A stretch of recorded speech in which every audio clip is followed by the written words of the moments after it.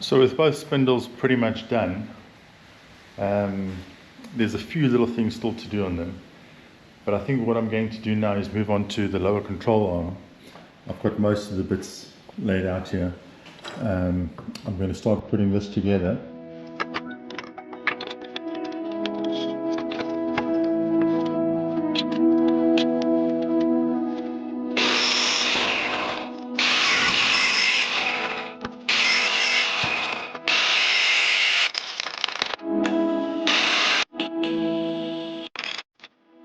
This is where we're at. So just need to take off this piece here that fits in there like that, and then after that this piece, let's just get that a little bit straighter like that, and then this gets welded on like that.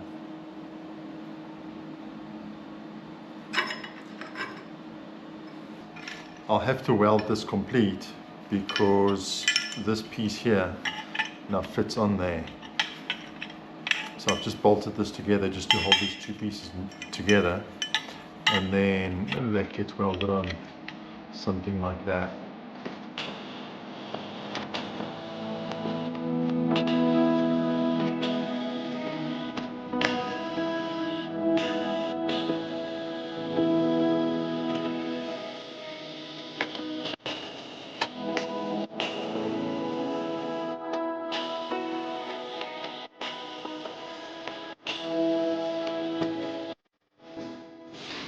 Don't you like my camouflage Timu shirt?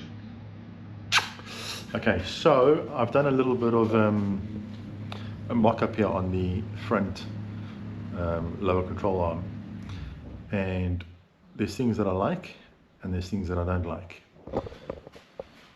So to get started, if we look at the angle of this arm, at the moment it's very horizontal. This would be great if it stayed like this once the car already had a load on it. But at the moment, the car's upside down, there's no engine in, there's no load on this wheel. So this control arm is going to come a little bit down and is going to be pointing in this direction. So that is not good. Ideally the fix would be to move this junction over here higher up, or to move this side lower down. To move this side lower down is not that easy. Yeah, I could weld on a plate in there, but here's the problem this side is how do you move this side lower down? So the option is now limited to moving this higher up. But what I'm going to do is I'm just going to stick with it the way it is now, and then at a later date I can relook the front suspension. I think the way it is now, the car is going to suffer from bump steer because the steering rack can be moved. The location, normally it mounts from the bottom, or I should say from the top in, but I can move it to this side, which will help reduce bump steer, because the actual steering rack needs to be moved. It needs to be moved higher up. Is it higher up or lower down? I can't remember. But that is also a problem, lower down, so it misses the drive shaft. But for now, I think I'm just going to go with this setup. And then, like I say, once the engine's in, I can get a much better idea of where everything's going to sit, and then I can make adjustments from there.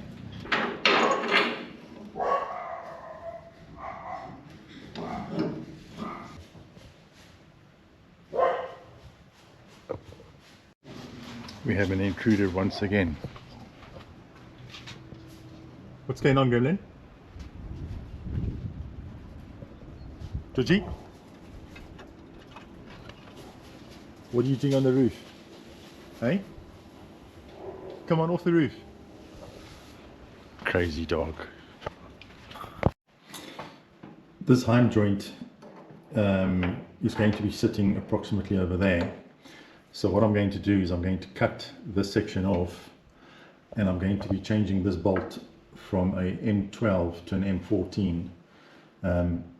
The reason why I want to make this distance shorter is because the sump sits probably about over here, and there's no space to take the bolt out, and it's really, really close. Same with the gearbox side. The DSG gearbox comes really, really close to this bolt. and there's no real need to have all of the space in here. So I'm just going to trim it off over here and then weld on a new flat plate with a new hole in it, and that'll sort out this section.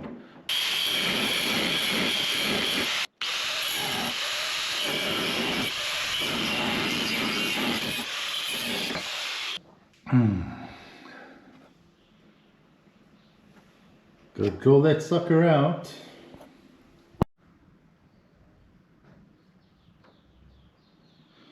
So that's cleaned out now. So now what I'm going to do is I'm going to trace this onto this plate and then cut this piece out, drill a hole, and then weld it on. Just like that.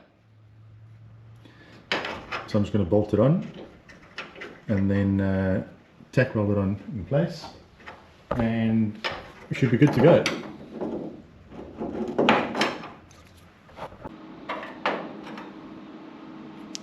So I'm just taking a bolt, putting it through the end plate, putting one of the bushes on, heim joint, another bush, and screwing it in.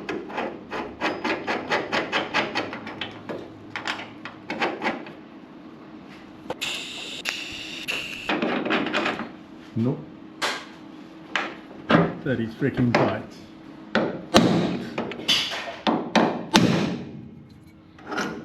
There we go. So in making this rear back bracket section, this heim joint needs to connect to these two studs, and in a rush when I had the other stuff laser cut, just laser cut a little bracket like this, hoping that I'd be able to stack two on top of each other with a bolt through, but it doesn't work because just the way the whole thing fits, this part is too far back. So anyway, what I did was I ended up drawing a little 3D print just to try out an idea that I saw. So that fits in there like that, and that fits in there like that, and then it gets a top so that it's got double shear. I wasn't entirely happy with this because this part over here is so close, so I just made a small little change in this point, and all that I did was I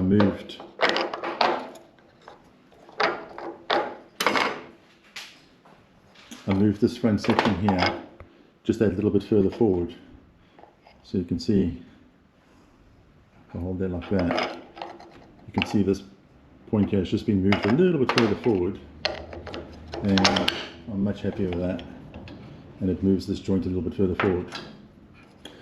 So from here, it's just a point of having this cut out of stainless steel with the top bracket, and then machining up two of these pins, whatever you want to call them, welding them in at the bottom, and then tapping the top M8. Yeah. This is the one thing that I love about 3D printing, being able to print something off, make a change, and then once you're happy with it, have it laser cut and you're ready to assemble. So all I've got to do now is just give these a light grind. So the next mission is to turn this bar into a couple of bushes like that. These are just going to fit in there.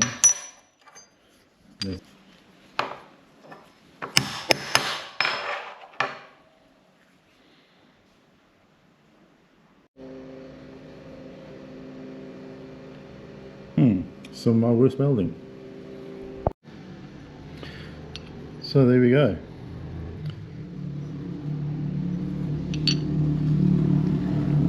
This is a little bit tight, but once I put the bolts in there, it'll pull it snug. One more to do. So there's a little issue here. This link rod here doesn't work with two heim joints on either side, and the reason for that is because of this. You can actually see how it pulls the tire in. That's because this point, and this point here aren't in a straight line. This jugs out like that. If this is in a straight line, it wouldn't be causing an issue. So what this is doing is this is rotating about the axis from this point to this point, and that is an issue. So this hand joint's okay, so I'm just going to take this out and just change this to a straight bush so that there's no movement like that. So I'll just put in a 20mm bush here. Oh, joy. So this is the bush, and now what I'm going to do is I need to squish this pipe a little bit more so that from here to here is 20mm, and then I just need to notch a half moon on there, and then that'll get welded on there like that.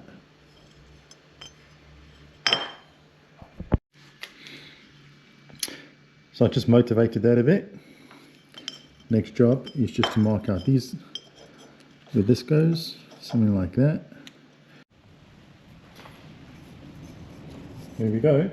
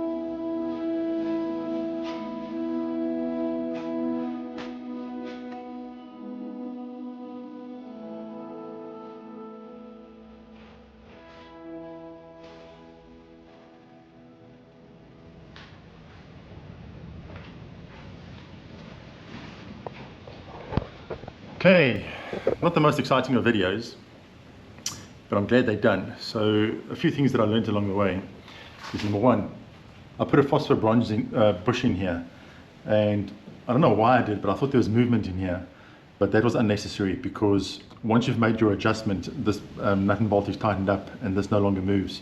So to put a phosphor bronze bush in here was just a bit of a waste of time. The other difference is the length of this arm is the same as what the standard one is, and the length of this arm is 20mm less. So the reason for that is because you can see there, I forgot to put a measurement in to pull the wheel a little bit further into the housing. So I'm actually going to have to take this apart again and then just shorten this by 20mm. I think 20mm is going to be the sweet spot. So everything's just tack welded together, ready to take some weight, and then I can make final adjustments and modify anything that I need to do. But for now, I want to put in the top strut towers. I've got these plates that need to be welded in. That's this plate here. So I'm going to cut the top of the strut tower off and then weld this in place. And then I've just got these temporary camber plates until I get the proper plates. These ones will just be used temporary like that, just so that I can get the strut in place. But that'll be for the next video. Again, thanks for watching. Subscribe if you haven't, and hopefully the next video this bad boy is going to be on its wheels. Ciao for now.